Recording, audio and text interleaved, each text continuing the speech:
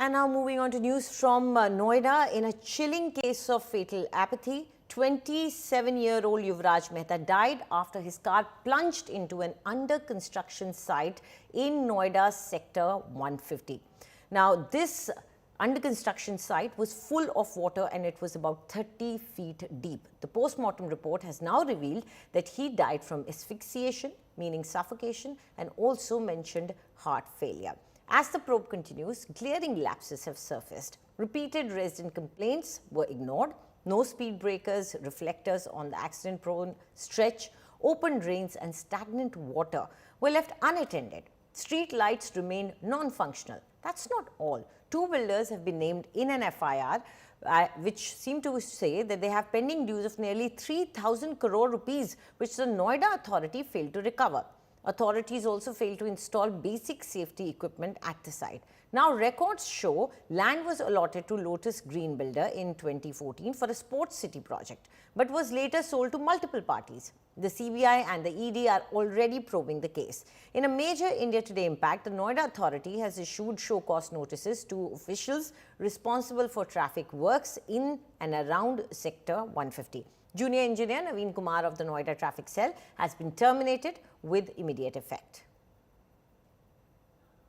शुक्रवार देर रात युवराज मेहता गुरुग्राम से इस रास्ते से अपने घर की तरफ आ रहा था, सेक्टर 150 में अपने घर की तरफ, और सामने की तरफ ये देख पा रहे हैं इस इलाके में जहां बैरिकेडिंग हो गई है, यहां से जो उसकी कार है वो तेज रफ्तार से आती है और सामने की तरफ ये जो यहाँ पर बेसमेंट खुदा हुआ था, एक बिल्डर का ये प्लॉट है।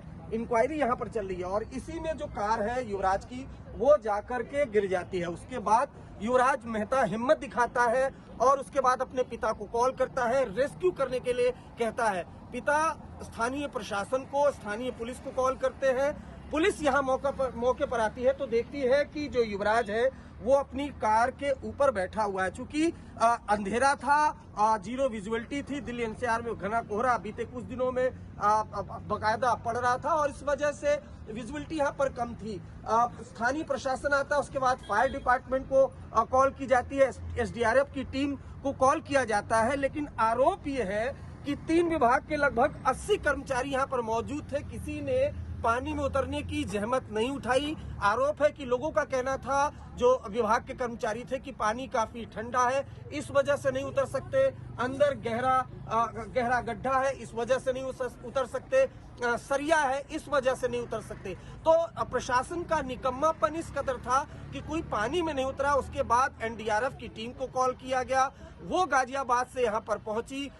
2 घंटे का वक्त लगा। उसके बाद एक जो स्थानीय लड़का है वो यहाँ नीचे उतरता है, जो युवराज है उसको बचाने की कोशिश करता है। 2 घंटे तक तो जो युवराज है वो चीखता चिल्लाता रहता है और आखिरकार जो पिता है उसके सामने बेटा अंतिम जो सांस लेता है और दम तोड़ देता है। जो पिता है उनका आरोप है कि रेस्क्यू ऑपरेशन वक्त पर नहीं हुआ और जिस वजह से उनके बेटे की जान चली गई। तकरीबन 4.5 घंटे बाद युवराज की लाश इस जो गड्ढे से निकाली गई।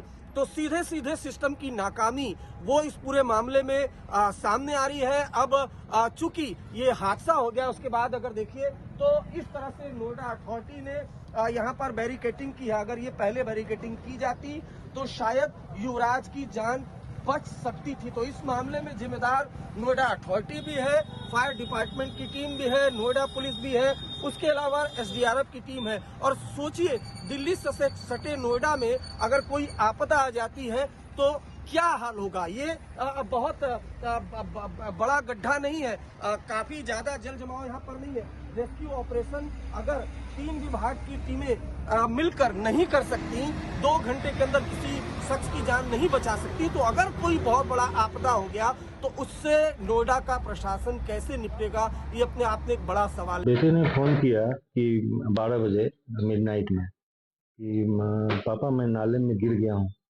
मुझे बचाओ।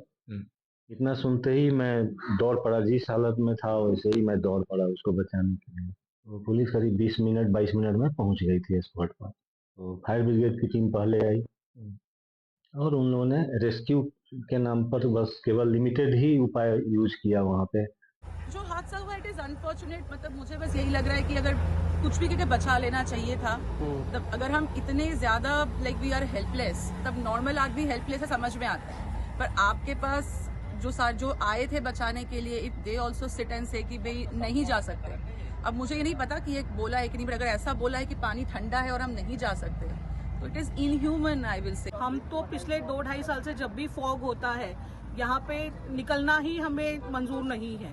हमारे जैसे ही फॉग होता है सोसाइटी ग्रुप में मैसेजेस आने शुरू हो जाते हैं, जीरो विजिबिलिटी है, ब्लाइंड स्पॉट है, ध्यान से जाइएगा, यहाँ पे कुछ नहीं दिखता। और ये बैरिकेडिंग वगैरह अभी हुई है, पहले कुछ भी नहीं था।